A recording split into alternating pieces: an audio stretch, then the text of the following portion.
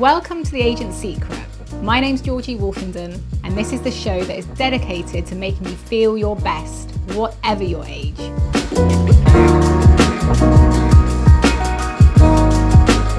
On this episode of The Aging Secret, I'm excited to be speaking to Dr Sabine Donnai, who is one of the world's leading healthy longevity doctors. She will be not only teaching us how we can live longer, but live better. Welcome, Dr Sabine Donnai. I've introduced you as a healthy longevity pioneer, or a pioneer in healthy longevity. Can you explain to me what that actually means? Yeah, well, thank you very much, Georgie. I mean, it makes me sound very grand there, but the healthy bit is the most important bit. I mean, I personally don't really like the word longevity at all, because it really makes us think, as in, let's just extend lifespan for as long as we can. Doesn't matter, as in how we are. And who wants to age and sitting in a wheelchair or be decrepit? I mean, that's not dement. I mean, that's really not what I'm talking about. So the healthy bit is the most important bit. So it is like this very advanced way of preventive healthcare, if you want. Okay. And when did you get fascinated by this area? What made you, delve deeper? In medical school already, long time ago. I thought I would have had all the answers after studying medicine 7 years. Okay, you would think you'll get there, but I got quite disillusioned, really. Not that I hadn't learned about which diagnosis fits a symptom and which treatment, either medication or surgery, actually works, okay? But it was more as in, I felt that there was a need to prevent illness, okay? I've always been fascinated by how the Chinese approached it in the Ming Dynasty. I mean, the emperor paid the doctor to actually keep him healthy. And when the emperor got ill, the doctor's pay stopped, actually. And then when the emperor died, the doctor did the same thing. So I wouldn't go that far, but nevertheless, the principle actually really, really appealed to me. Resonated with you? Entirely. I was saying, well, fine, how can I actually use my skill set to help people prevent illness? Because when aging really just leads into that, because in the main, people get illnesses as they start aging. I mean, we've known each other for a long time now, and you've helped me through quite a few various challenges. And you've always said that aging could be labelled as a disease, and that always thought was very intriguing. Can you tell us a bit more about that? I mean, perhaps it's a bit of a stretch saying aging is a disease, because of course aging is part of natural processes. Trees, flowers, everybody ages and eventually dies. But okay, what I mean with that is that we should treat it as a disease. Okay, which means that as we look at the disease and say diabetes, for example, okay, in the main, diabetes gets diagnosed when you are diabetic. Okay, in a preventive setting, you actually want to say this person is likely to become diabetic because they already have got a metabolic syndrome. So their sugar might still be normal, but their insulin really goes high, or they have got too much abdominal fat. So you're really, in a preventive setting, trying to catch this before that happens. And when I mean we should address aging in the same way. Am I right to assume that it's very bespoke and personalised then? It has to be entirely. Exactly. Okay. Yeah. But it would be with any disease. If you would be diabetic and I would be diabetic, and if we were the same age and both females, okay, we would still be approaching it in a different way if you want to prevent it, because you need to look at your genetics, your epigenetics, your lifestyle, on how you want to live your life, which might be different to mine, okay, and taking all that into account. So if you really stretch and say, oh, fine, how do we going to manage that aging process so we avoid that chronic disease, we avoid decline, we avoid everything that actually makes life unpleasant? With that, most likely we'll be able to extend life, okay, but quality life, okay, and that's the most important thing. But you can only really achieve that by actually looking at what is working for this person. Yeah, and digging deeper into all their needs, so DNA, exactly, everything, microbiome. Exactly, and it's a science that stretches from what we know to really the research, okay? And what we're trying to do in the longevity space, if I use that word, is really bridge that gap and say what is being researched on mice, what actually makes sense, how do we pull in anything from functional medicine to anti-aging medicine to personalized medicine, all the different disciplines, put together, like, as in how can I prevent this from happening, and therefore how can I add value to somebody's life for as long as possible. That's what I call healthy longevity. Brilliant. And your actual program, what is the process of someone coming to see you? Okay, well, I mean, there's a couple of ways in addressing healthy longevity, and there's clearly some general rules. Yeah. Okay, what we do at Viavi is we really take a complete 360-degree view, as you know, Yeah. okay, from somebody's health. So we look at the whole DNA, what are the drivers, what are the epigenetics, which drivers have been expressed, which ones are not, what are your different biological ages, how fast are you aging, okay, because we can measure that Yeah. now.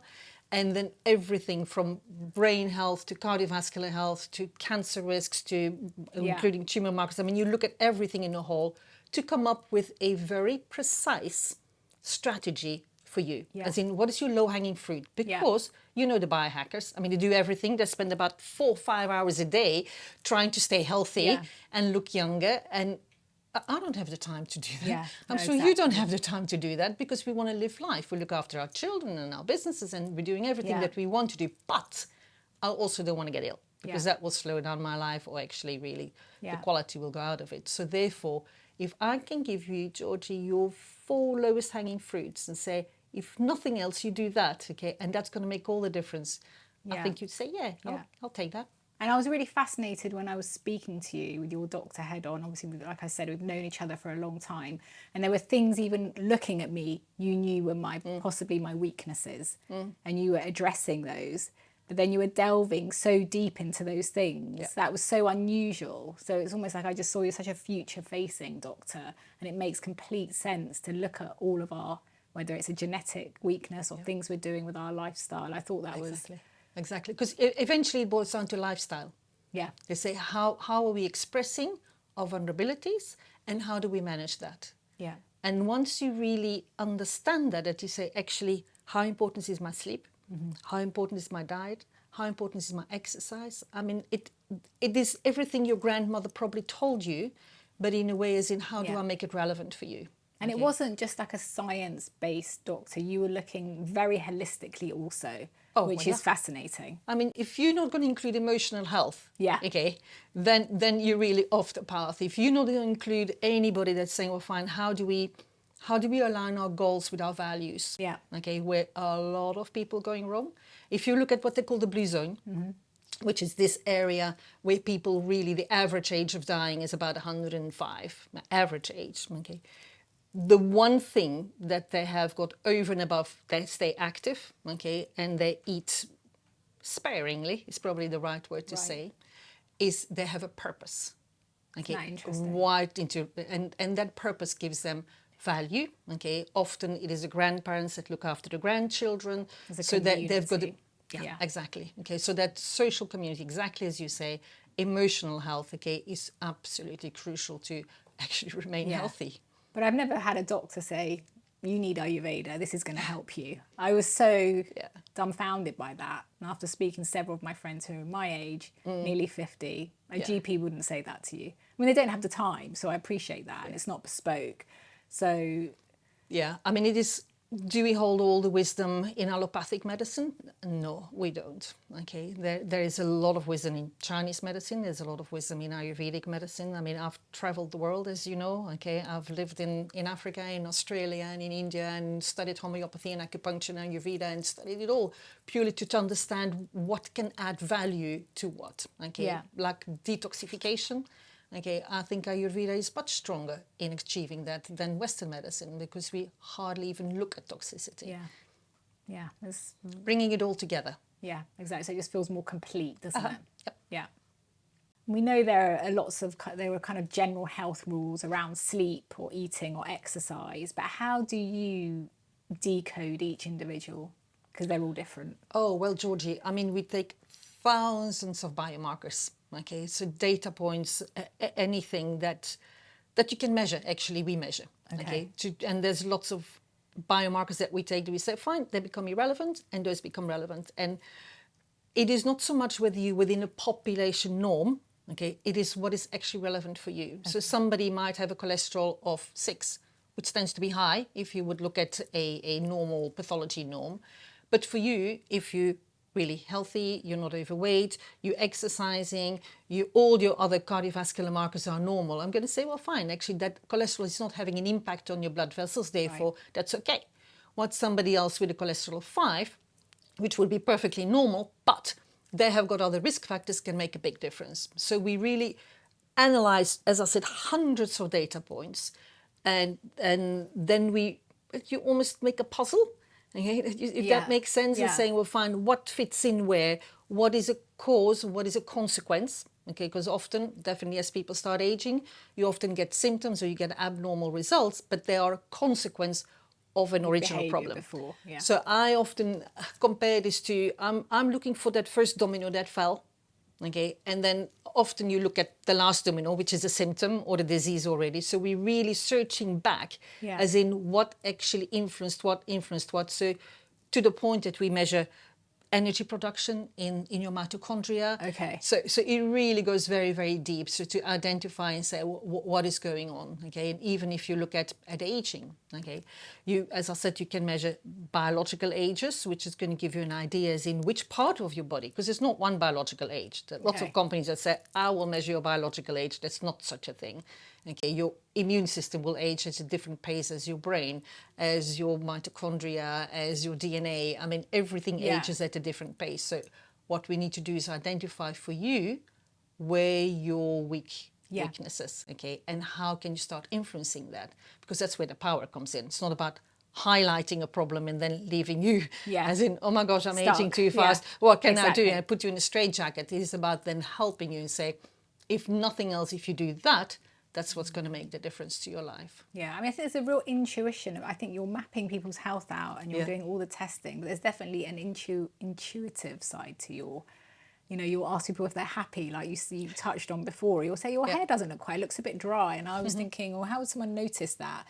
So you're really fine tuning everyone. It felt like when I met you that it was, yes, testing, yes, the holistic, but also there's an intuition into mapping someone's health out, I guess. It felt like that from a patient point of view, I guess. Yeah, and I would hope that, Georgie. Okay, I would hope that we never forget to be a true clinician, that we say we can actually look at somebody and say, are those eyes sparkling? Or, okay, is it a bit too much Botox, as in, why do they need to do that kind of thing? Okay. Yeah. So it is about being a fine clinician, I think, and having an interest in the person.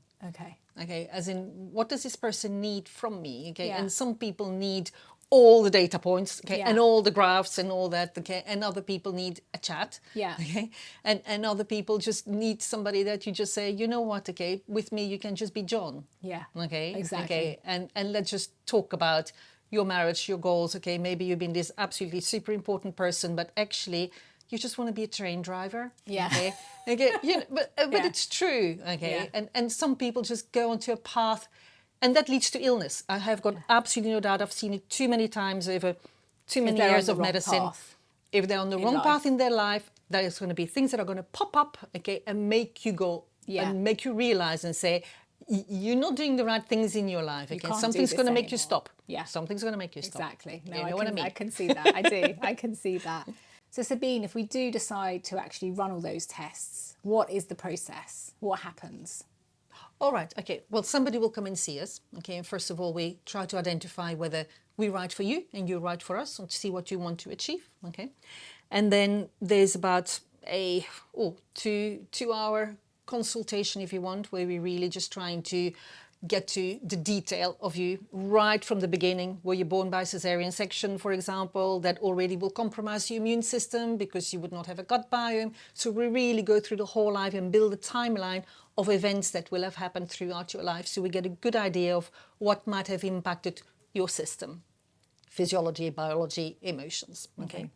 And then there's a series of tests that happens, okay? Well, a lot of tests that happen, anything from saliva to hair samples to blood samples, clearly, to imaging, to stool samples, to urine samples. I mean, everything gets checked, okay?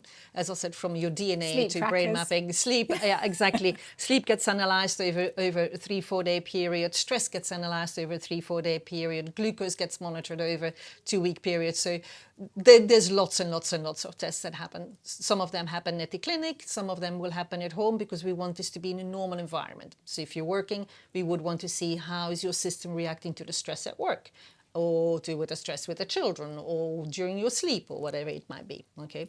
So all those investigations happen. They go off to a variety of laboratories. We've chosen them because they're good at what they do. Some in the States, in Germany, in Belgium there's one, okay? There's some in the UK, clearly. So they go off. The clinical team gets that back. There's a multidisciplinary team that will look at it and analyze, and that's what I said earlier. We will identify what are the consequences, what are causes of a particular problem or of the process in life where we want to get to. Okay. And then from that, okay, comes a strategy. Okay, then we meet with the client. There's clearly lots of clinical exams that happen, and as I said, imaging and scans and all that, consultant opinions. And then once we sit back with the client, then we say, well, fine, where you're at. Yeah. Okay, and it is not about identifying all the data points. It's about what you want to know is, what do I need to do? Yeah. Okay, what do I need to do? Because you've done all the analysing and you're Exactly. saying, And you say, well, where am I at? Okay, am I going to be at risk of something? Because we don't highlight anything we can't change, because what's the point? Right. Okay. So anything we can influence it, we say, where am I at? Where am I going to go? How am I going to make my life better? How can I get more performance? And performance, whether it's cognitive or energy or sex drive or whatever it is that is your offense, that you're saying, I actually want more of that. Right. Okay. We look at as much as that, as in how do I avoid cancer as much as possible, Alzheimer's, okay, which is now the biggest killer. Well, you were saying that's cardiovascular actually disease. the worry of most of your clients. It used to be cancer, whereas now Used to be cancer. Now it's really Alzheimer's. interesting. Absolutely, okay, and it is because it's a very frightening disease. Yeah. I mean, it's when you hear somebody and say, "Oh, fine, okay, my mom's got Alzheimer's," and you lose them twice. Yeah. Okay, you lose the person because you can't communicate anymore. They don't recognize you, and then invariably, clearly, a couple of years later, they die. Yeah. And it's tragic. Scary. In particular, because it is a lifestyle disease. Okay, to say there's so much you can do to prevent this, or prevent the onset with about 10 to 20 years time. So that really makes a massive difference, and it frightens people. Yeah. So to get an understanding, as in actually, there's so much I can do. Okay, so that's a process. We come up with a strategy and say, how do you manage your risk factors? Because by then we've identified, and there invariably will be some. How do you manage that? How do you avoid that? What do you need to do? And then it's up to you to say, no way, I'm not going to stop smoking. Okay. Fine, okay. If you don't want to stop smoking, then at least take more vitamin C, take more vitamin B. Okay, how do we somehow compensate for that? Because it's not about living the perfect life. No. Okay, because people just won't give up something, and you'll just say, "Let's you want do to live, this." Georgie. No, exactly. I mean, you want to have fun. You want to go to the party, and you want to, you want to live. Okay, I don't live the life where you say, "Okay, Sabine's super pristine because she never does anything wrong." Yeah. That's not what it is about. Well, it's not reality for people either, is it? It's not, okay? And that's where the power comes in, I think, because I know what the 2 or 3 things for me.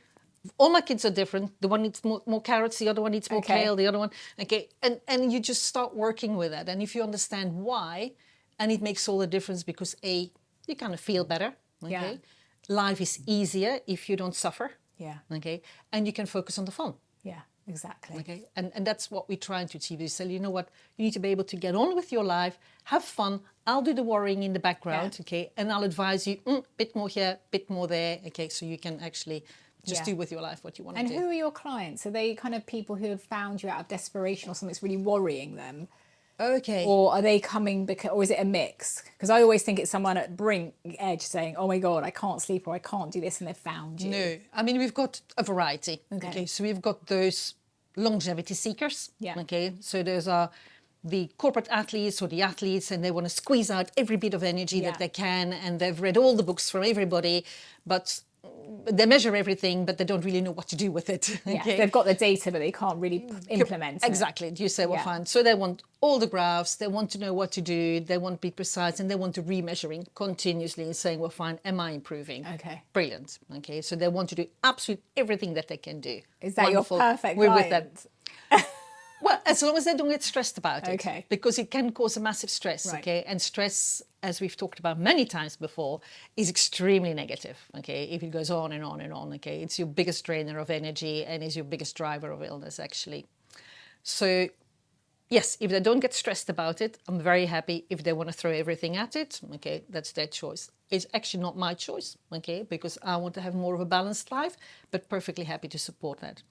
Then we've got those that are, the vast majority, I would say, are people that just somehow have the intellect to realize that prevention makes sense, okay? And therefore, if they can get guidance on what is right for them, that is just a sensible thing to do, as you would buy an insurance for your house. You're not going to wait until the house breaks down and then say, oh, now I need to buy an insurance. So that's the vast majority of people, okay, that somehow say, it makes sense for me to prevent things, and therefore, because if you go onto the web, I mean, oh my gosh, okay, there's so many things you should be doing that you might as well give up. Yeah. Okay, No, because exactly. you can't live. Okay, is my gut more important than my heart? Is it weight training? I've heard that that's now the in thing to do. So I do a drop cardiovascular. I mean, you The just don't know. consumer's confused, aren't they? Completely. Generally? They need an expert like you to yeah. pull things together. Exactly. Okay, so we take the measurements, we guide, and we say, well, fine, this is what's right for you, and this is how we're going to help you achieve that. Okay, because some people need some help to achieve it. And then you've got those with actually quite serious illnesses, okay, whether it's cancer, whether it's multiple sclerosis, whether it's early onset Alzheimer's. And they come to us, and what they want from us is really that deeper dive. Okay, we will be working clearly with their oncologist to identify the right oncologist team for them, or the right surgeon, or whatever it might be that they need. What our role is to really identify what are the underlying drivers, which your oncology won't be looking at all. No. And how do you actually keep yourself as healthy as possible so you can cope with your chemotherapy, and you're not going to get that rebound afterwards and say, well, fine, I'm just living with that sword of Damocles over my head. Is it going to come back? How do I get myself back on track? Yeah. Okay. From a physical, emotional, and spiritual point of view, really. Yeah, that's really interesting. And if there is something, because I think during the 40s and 50s, I think it's a lot for women. Women have a lot of challenges. They have, we're having children later. We've got elderly parents. Wolfie's, my husband's mother's got dementia. So you've got all of these things. Are there kind of some things that you would say do A, B, C? I know we're all different, but are there things people can... For women in particular? For women, yes. Put yourself first. Okay. Yeah. That's difficult, isn't it? Yeah. It is and it isn't. And it's a mindset. And it's typical for men seem to be so many, and I really don't want to be sexist here at all, okay? And I'm generalizing, and I fully apologize, okay, for all males watching this. But women are so much, it seems much harder for a woman to somehow say, I need to do this for myself. Yeah. Do you do that, Sabine? Sometimes. But unless we do, yeah, that whole circle that we support is going to collapse. Yes, okay, exactly. And unless you somehow really just understand that, okay, it's not going to happen. Okay, so yes, put yourself in the center of the circle. Okay, is actually the most important thing, because from there, it will be and what can I do? Yeah, exercise is going to be important. Is going to be important. It's going to be important, because that will reduce all the stress. Okay, well, it's not going to reduce the stress that is around you, but the stress response physiologically. Okay, and it's the first thing that people drop. Yeah. I'm too busy, got no time for that. Okay, and we've all been there. I've been there. I'm sure you've been there. They say, I know I should be doing it, but oh gosh, okay, another half an hour in the gym. Okay, it seems like I'm doing it to look good. Yeah. Okay, and once we understand and say, well, actually, I do this because otherwise, things might all that is going to be happening. Yeah. Exactly. Okay. So if there's the last thing you should be dropping out, okay, when you're stressed and you've got too much on, is that half an hour, 3 times a week. I'm not asking for more than that, of physical activity, because that's the only way you're going to drop that cortisol. And cortisol steals.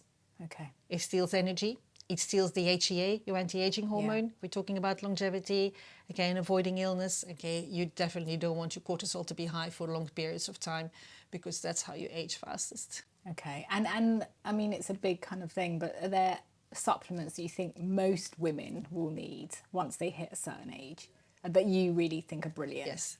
Yeah. Omega-3, Yeah. number one. Okay. Vitamin D, number two. Vitamin B, number three. Oh, that's interesting. Magnesium. Okay. Okay. So B and magnesium to support your energy production. Yeah. Omega-3 because everything is inflamed. Okay. Our Okay. whole environment inflames us. Okay. And that's what then gives a lot of senescent cells. Okay. Which then inflame us more, which then makes us age more. I'm not talking about aging the problem. Yeah. Aging drives chronic disease. Yeah. That is the problem. Okay, whether it's cancer, whether it's Alzheimer's, whether it's autoimmune disease, whether it's musculoskeletal problems. I mean, everything that you associate with. Of course, he's 80 years old. I'm saying no. Yeah. Absolutely no. Why does somebody accept that at 80 they don't go and Yeah. climb? I'm not Yeah. going to say Mount Everest because Yeah. that is just okay. But not because it's hard, but I don't think it's pleasant anymore with the queues and things like that. But you know what I mean. Yeah. Okay. There should be not such a thing as in, and I hear this every day in the clinic, every day. Well, I can expect to feel like this. Because I'm of 60. X. Yeah. I'm like, what? No. Aging is optional. Getting older, for the moment, is not optional, but aging is optional. Well, when you referred me kindly to a brilliant Ayurvedic doctor the other day, and he said, outwardly, you're 42, your brain is 65. And I thought, fuck. You know, whereas before, but I thought, you know, that was really worrying. Yeah, of Because I course it knew is. my brain scans were saying there's trouble in the brain Yep. and you've been overwhelmed. Yep. But when I also had someone else telling me that, Yep. you think, can I rewind that? Which you would say at my age, I can backtrack and get the support that I need. And that's the thing. But then it takes, and that's what people really need to realize. It takes often more effort to backtrack than to prevent. Yes. Yeah. And we know instinctively as women what we should and shouldn't be doing. As we're doing it, our gut instinct is often right. Yeah. But we're, you know, I don't want to say pleasers, but we're holding everything together, like you said. So putting ourselves first. So put the exercise in there. Yeah. Take some supplements, okay? Because I mean, as I said, magnesium, omega-3, and vitamin D. Okay, I've never seen anybody that doesn't need it. Okay. Okay, the soil is so depleted, the fish is so poor in quality. It is really, really hard to actually get enough from your food. Okay. And that's so crucial for your brain. That's so crucial for your energy. Okay. And then look after yourself. Yeah. Okay. Take Final your last gut. words. Yeah. Yeah, well, no, but it is because I mean, it is just so easy to spend all your energy on others. Okay, and then you get stressed, and then you're not the perfect mother anymore. No. Okay, whatever perfection might mean, Yeah. but you know, okay. And women these days have got it harder because they tend to work and have their children, and they've got extremely high expectations of themselves. The problem is themselves, actually. Yeah, it is, of course it is. Okay, it is, I can do this all, and I can just multitask all the time and exercise and looking after myself. I'll just have a quick snack, so it'll be a piece of bread or, okay. And something's going to give. Yeah, And something's that's gonna what you're give. seeing in clinic, Yeah. essentially. Yeah, exactly. So, and I'm keen to prevent that because that's actually nicer. Yeah. So Sabine, you mentioned cortisol. Can people feel when their cortisol's really high? Oh, well, that's exactly the problem because cortisol makes you feel great. Yeah. It gives you energy. I mean, when I say Right. to somebody, okay, I've measured cortisol, I mean, it is like double as high as it should be. And I say, no, I mean, I'm not lacking energy. And I Yeah. said, no, but that's not energy. Yeah. Okay, that is, okay, Overdrive. have the example. If you'd be, imagine yourself exhausted, Yeah. which hard to do. Okay, imagine yourself exhausted and there would be suddenly a lion chasing you. Yeah. You'll find the energy to run. Yeah. There's no doubt about it because suddenly what happens, you have this rush of cortisol, Surge. okay, you take it out of your reserve, okay, and you will run, okay, no matter what, okay, no matter how tired you are, you will find that energy. With a stress response that is chronic, that happens all the time. So you feel, I'm fine, Yeah. okay, I've got all the energy that I need. What are you telling me, okay, about I'm just going to be exhausted, okay, I'm going to have a burnout. But that's what happens. So you produce more and more and more cortisol, you actually feel fine, okay, and then it falls flat. And that's what a burnout is about, okay? So how do you know, okay? The only way you're really going to know is, if you feel like you need to do things all the time, okay, to keep that cortisol up, Okay. Quite hyperactive almost. Yep, exactly. Okay, so you feel like you want to push that cortisol up. You're seeking arguments. Right. Okay, so you find yourself a lot more on edge. Okay, because the more you have a bit of an argument, the more the cortisol goes up. Right. Okay, you will want to eat more. Okay. Okay, because you would want to get some energy from somewhere, because the cortisol makes you feel energetic, but it's not energy. It's not real energy. Not real energy. So you feel yourself and say, I need something, I need some carbs, I need some chocolate, I need something sweet, because I actually want to get some energy, and your sleep will be disrupted. Okay. Okay, so typically you're going to wake up 3 or 4 o'clock in the morning, okay, and then you know that's cortisol. Okay. And then you know, say if that starts happening, you know already that your cortisol's been high for quite a long period of time. So is this something that you can feel early on? Sadly not, because it's a natural stress response. Okay. And once you feel it, it's already a big problem. Exactly. Yeah. And people are finding you at that point Yeah. who have got that Correct. specific cortisol issue. And the only thing that you can do is run like you do with a lion. Yeah. Because that gets your cortisol down. Okay. And that's where the exercise comes in. Right. So the exercise is lowering our cortisol. Exactly. Okay. Yeah. So interesting. You're So, getting so any woman that's busy, yeah. okay, should be exercising. Yeah. Because otherwise that cortisol will be high. It's impossible not, okay? Yeah. Because you're going to be stressed, you're going to be multitasking. There's the kids and the job and the husband and the cooking and everything you need to do. So make sure that you I like the way you added the husband in there. It's an extra thing that we're doing, right? But yeah. So only way you're going to get that cortisol down is with physical activity. Okay. So think as in, okay, today a lion's definitely been chasing me. I need to go and run this off. Yeah. Okay. Yeah. That's the primary way. Mm-hmm. The primitive way. It's the genetic way. It's how we're primed, okay? And then, of course, the power of meditation. Yeah. Okay, the power of yoga, the power of mindfulness. I mean, our brains definitely now are just overstimulated. I mean, we see whenever we do brain mapping, we're seeing hypervigilant brains. Yeah. Okay, you recognize that? Yeah. And it's a brain that is just needs to be, okay, and you find it again looking here, looking there, doing that, okay, and we actually feeding that. So no wonder that ADHD now is just like everybody's got ADHD, but we're almost creating our brains to be like that. Okay. So Are they linked? If you're hypervigilant, you normally ADHD. Yeah, I mean the one feeds the other. They're feeding the other. Yeah, the one feeds the other, because you get that brain that just kind of needs to be busy all the time, and you're almost scared of nothing. Right. And just that calmness almost scares you then, because you just feel like, okay, what's going to happen if I don't keep it busy? Yeah. And that's where the power of meditation comes in. I just do not strongly not believe that you can achieve a balanced health without meditation or yoga, because that calmness bringing in, that grounding, being in nature, is just now as important as the right nutrition, as detoxification, as the right exercise. It's your number 4. Yeah. Because we're never just here anymore in that moment, in that sense. Whereas when you're on that mat. And children used to be very good at that. Yeah. And they've lost it now as well. Yeah, which is scary. Very scary. So we're seeing so many sleep disorders in children, okay, and so much hyperactivity coming in purely because they're also now busy all the time, whilst children used to live in the moment. Okay. Yeah, up the trees, climbing outside is gone. Yep. Well, Ollie said to me, my phone makes me feel really bad, Mummy. Yes. You need to put that away. I mean, she's very intuitive to say that, whereas my other child just wants to be glued to it all the time and I'm having to wrench it out. So that it's scary to think what the next generation of brains are going to be like. Yeah. I think it'll go around, because I think intuitively people know and say, actually, I it's don't want not this anymore. Yeah. And I think that is coming. Okay. I think that already you're feeling people, they're saying, you know what, okay, switching off my phone every day, 3 hours, then I look at it, switch it off, back into it, because people feel and say, you know what, it's just actually unpleasant. Yeah. And it's just sucking all the time, isn't it? So calm. So calm. Calm. Ground us, calm us. Yes. Yeah. Well, that was as important as exercise, nutrition and detox. Well, Sabine, thank you for your time. That's been fascinating. Absolute pleasure, Georgie, Absolutely as always. fascinating. The doctor of the future, in my mind at least. Thank you for joining us. Well, thanks for having me.